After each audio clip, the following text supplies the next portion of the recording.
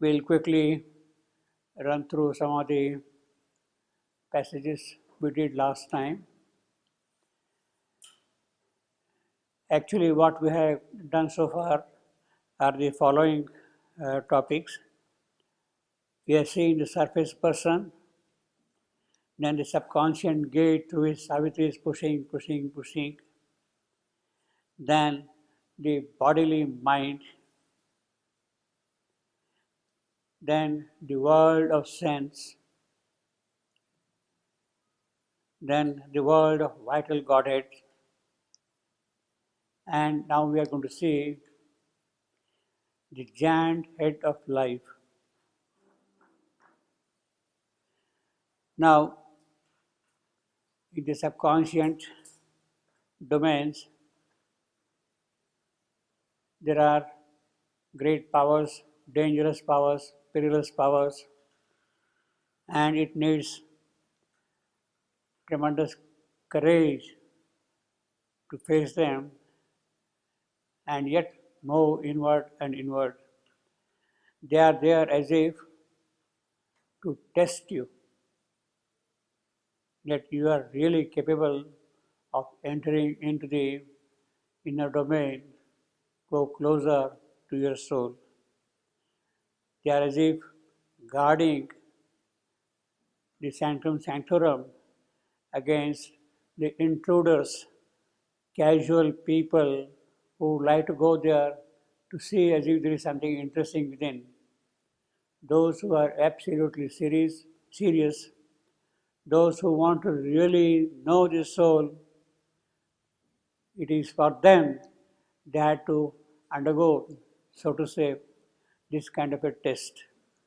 It is not really a test in the sense that this is what we are made of. Our outer personality, born of inconscience, has all these elements present in it, and we have to face them when we want to go and meet our soul. We cannot dismiss the personality of which we are made. The subconscious forces, elements which are there, they have to be met and they have to be conquered also. Then only we can really enter in. So we have to face them. And the safest way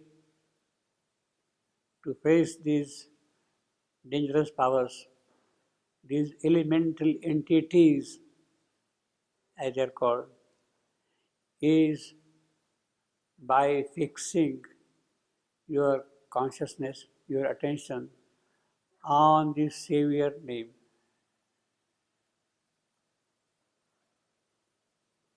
On the Savior name. This is what we saw last time. There is a power in the name. In fact, there is a power in every name. Just keep on chanting Mark, Mark, Mark, Mark, Mark, Mark, Mark, Mark. See, a kind of a vibration develops, a kind of a sound protection grows around it. Grows around it. Every name has that thing. It is a power. In fact, you can utter any name. Tennyson, Tennyson, Tennyson, Tennyson. It provides you a kind of an atmosphere around you to protect against all the evil forces. If it is a greater name, Vishnu, Vishnu, Vishnu, it has a more cosmic dimension and it can even take care of the cosmic forces. It is true also, that's why it's called Savior. It is true even in case of Christ, Christ. If you say that, it has the power of protection through love and it protects you. Now, when you say Savior name, that name has also a quality. What kind of name it is? Each person has his own personality, his own quality, his own swabhava, character. and it is that which comes out in prominence and protects you. Protects you, see. So when you say Christ, it is the power of love which comes out.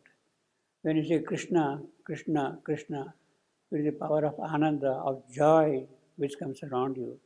When you say Mother, Mother, Mother, it is the power of the sweetness and beauty and love of the Divine herself, you say. It is that which comes out when you say Sri Aurobindo, Sri Aurobindo, Sri Aurobindo. It is the power of yogic Agni, full of knowledge, which surrounds you and gives you the protection of that kind of thing. So it is, although it is a name, that name is also associated with a certain quality. So when Shakespeare says that call any rose by any name, I mean that is all right. Poetically he is making a kind of a dramatic point, but you cannot call any rose by any name, you see. You can't call a rose, for instance, a cat or a dog. You see, I mean, rose is a rose, you see, after all. And you have the fivefold aspects of the rose of God, rose of bliss, rose of light, rose of power, rose of life, rose of love. These are the fivefold aspects of love which are shown, indicated in Shebando's poem, Rose of God, you see. What he calls the five divine intensities. He calls them divine intensities.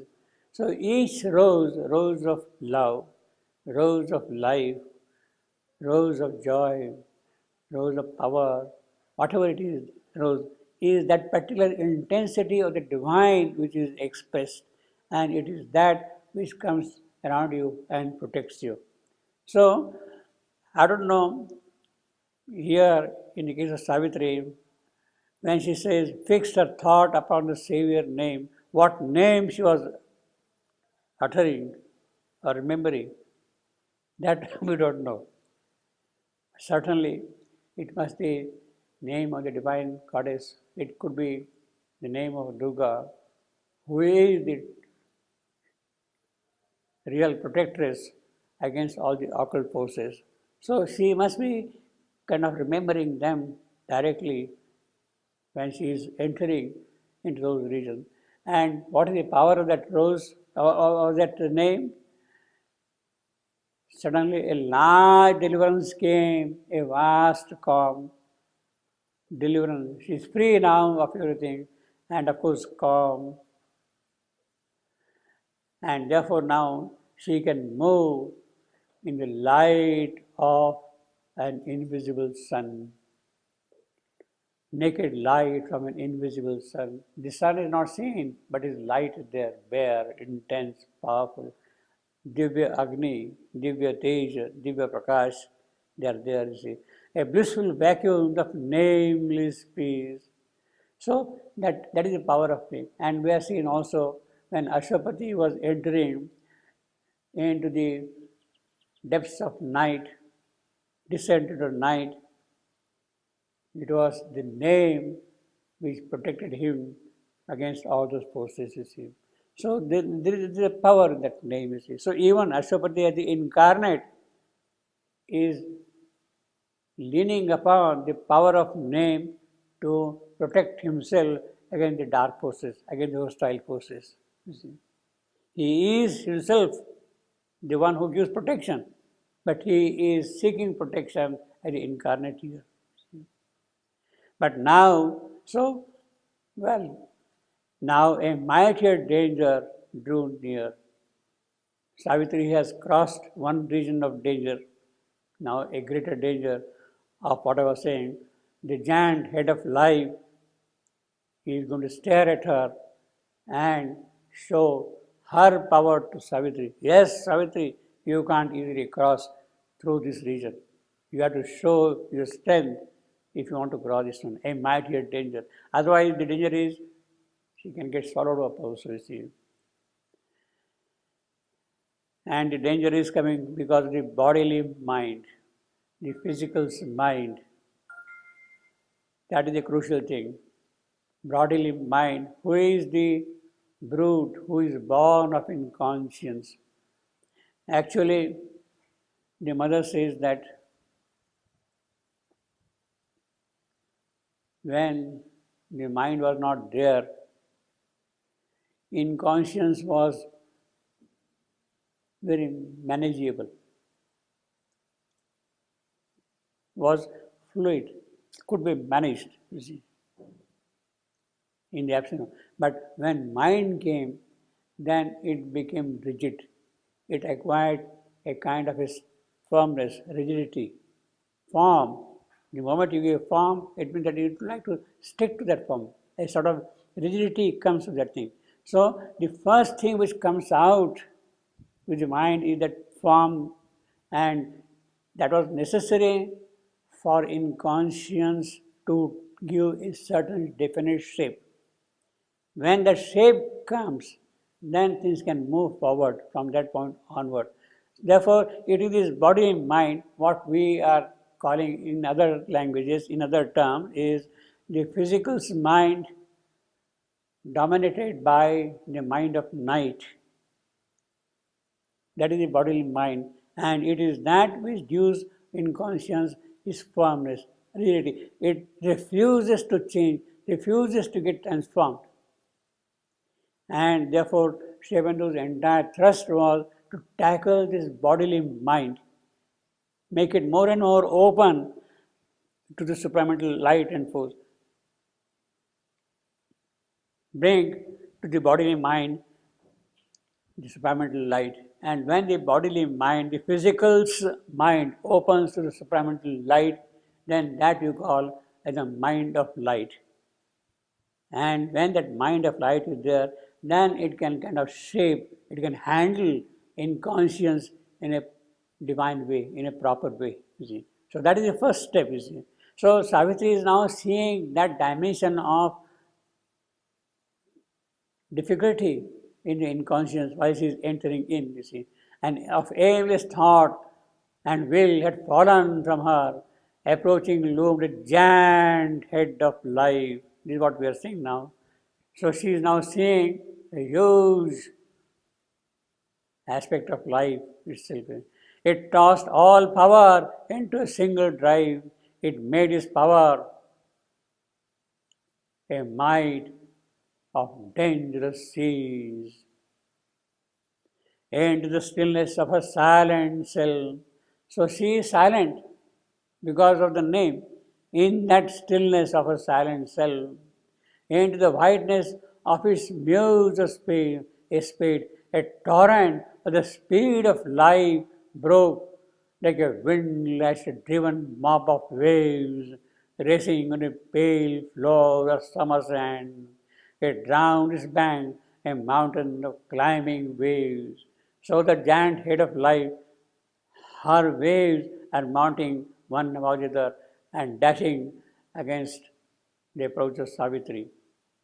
Enormous was his vast and passionate voice. It cried to her listening spirit as it ran, the giant head, as it ran, demanding God's submission to chainless force. Now it is that kind of force of life giant head is demanding. Yes, God must submit himself to her, must obey her. She is now all powerful in inconscience, and even the divine must come and obey her here. That is what she is demanding. Enormous was his vast and passionate voice, demanding God's submission to chainless force, a deaf force calling to his status dumb. 1,000 voices in a muted vast, it claimed the heart support for its clutch of joy, for its need to act, the witness shows consent, for its lust of power, her neutral being the seal. Now, from a certain point of view, from a poetic point of view, if you see some of these things, it tossed all power into a single drive. And again in the next line, it made its power. Now, normally such quick repetitions of the same word in poetry is taken as a flaw. Same word appearing practically immediately after the other one. Same thing we are here also. Of course, this power is a little far away, but still is there. What was I saying here? Yeah. You have got force here, and immediately after that you have got another force here. You have got chainless force here and deaf force here. They are different forces, but poetically the repetition of the same word, practically one after the other, is taken as a defect in poetry, as a flaw, you see. But Sri Aurobindo says that you have to see whether in each line that word is appropriate or not, is an apt word, is it a mot juste, the proper word or not. And it is that which you have to value. Other considerations are sort of mental considerations. Whether this word is appropriate here or not, whether this word is appropriate or not, is it mot juste here or not, is it mot juste here or not. This is what you have to see. And he says that I will go by that. Still, possibly,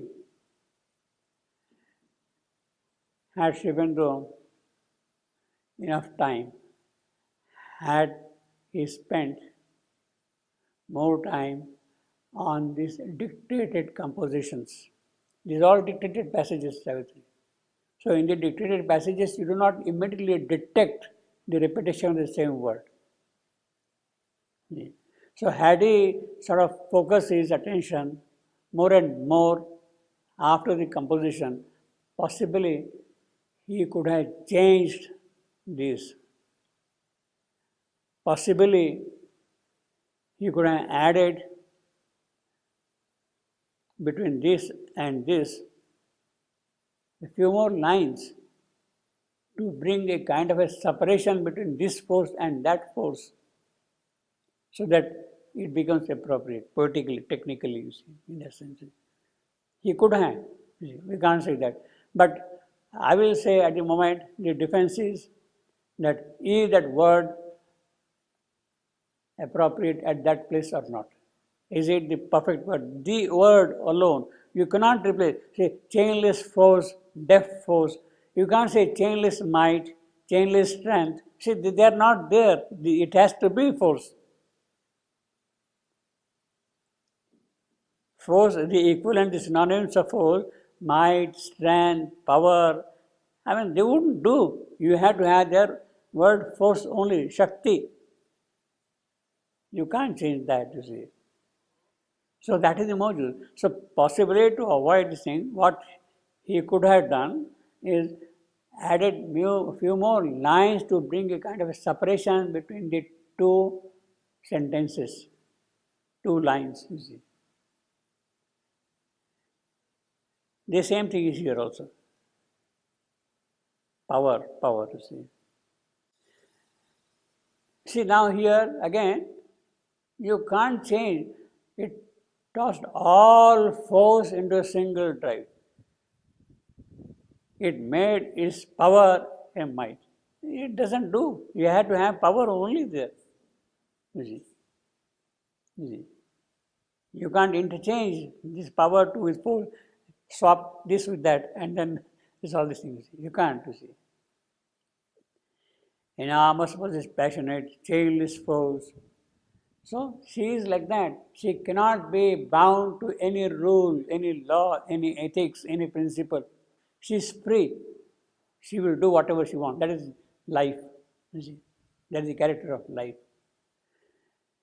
1,000 voices in a muted vast, it claimed the heart's support for its clutch of joy, group of joy, clutch of joy, for its need to act.